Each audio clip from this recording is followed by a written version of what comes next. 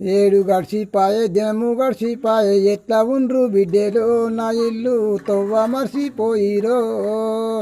ఏడు గడిచిపాయే దినము గడిచిపాయే ఎట్లా ఉండ్రు బిడ్డలో నా ఇల్లు తొవ్వ మర్చిపోయిరో.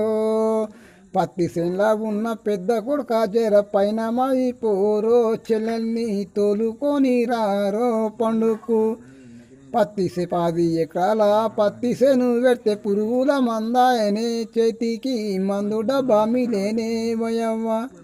నాటు పెట్టినవన్నీ ఎడ్ల మేపుతున్న నడిపి కొడుక వినరా.